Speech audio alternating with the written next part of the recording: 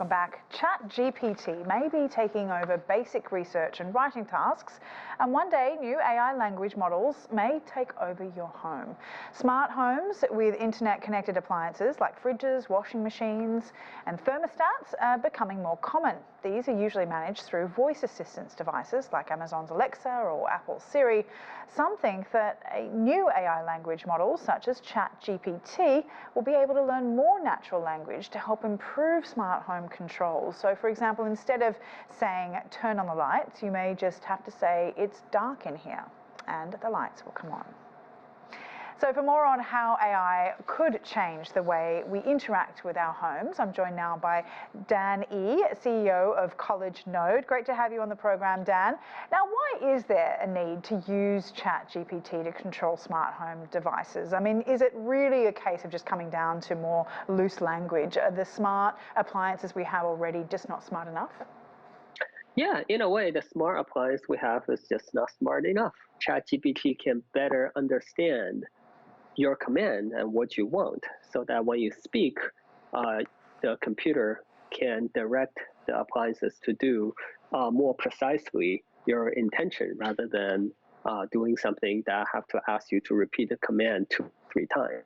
That's very subjective though, isn't it? Because if you walk into a room and say, gee, it's dark in here, maybe you want it to be dark. I mean, these appliances can't read your mind. Shouldn't there be a more direct, clear language that maybe sets the tone of what you actually want?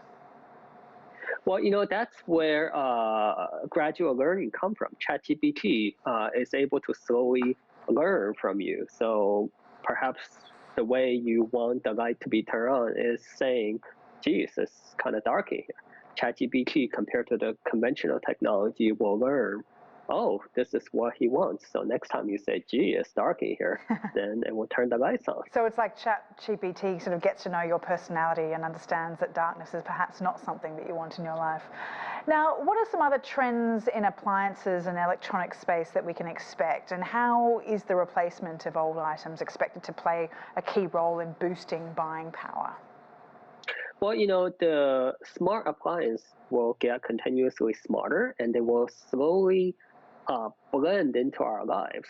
So now we say smart appliance, but to kids who are growing up right now, to them it's just appliance. To them, you know, they should be able to unlock doors with their faces. They should be able to see what's in the fridge on their cell phone. This is becoming normal place to the younger generation. Whereas for us who are used to the old, you know, not smart fridge, to us this is a novelty.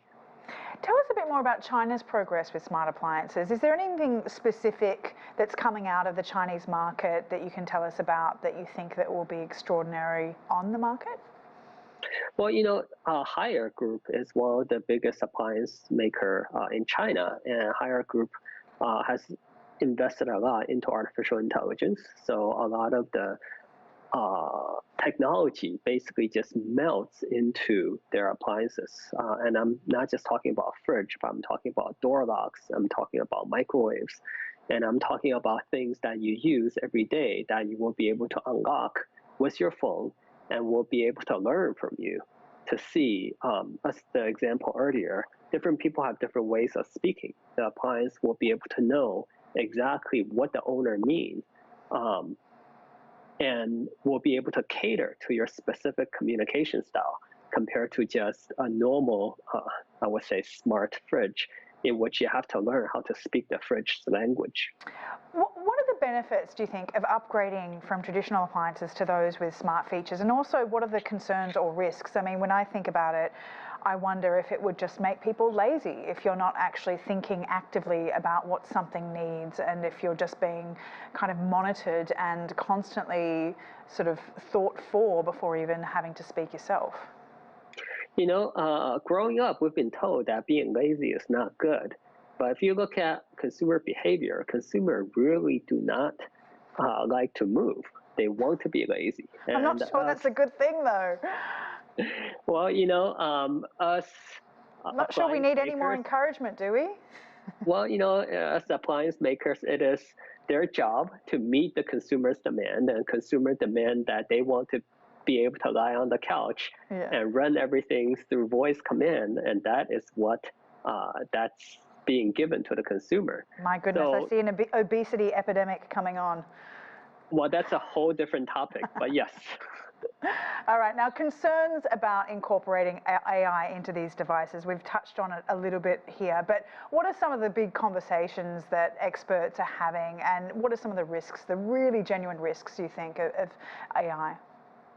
Well, the biggest risk is data, right? You will train the AI to learn about you really well, but what's going to happen to those data? Will those data be secured, or will those data be sold to third party for some extra profit?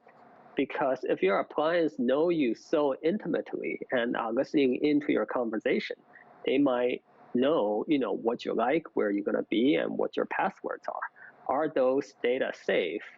And how would consumer be sure that those data are safe? Those are going to be the challenge of the next 10 years. And those are going to be the challenge that need to be addressed for more consumers to jump onto this wagon. Because people like me, we have genuine concerns about data. And that's why my home is totally not smart. I don't know what those data are going to be or who's going to have control of them. And a lot of people have these kind of worries similar to myself. So the people that really understand the products don't yet quite trust the products, perhaps? I trust the product, but I don't trust the people who handle the data. Right, that's great to know. Danny, thanks so much for your time, CEO of College Node. Thank you so much.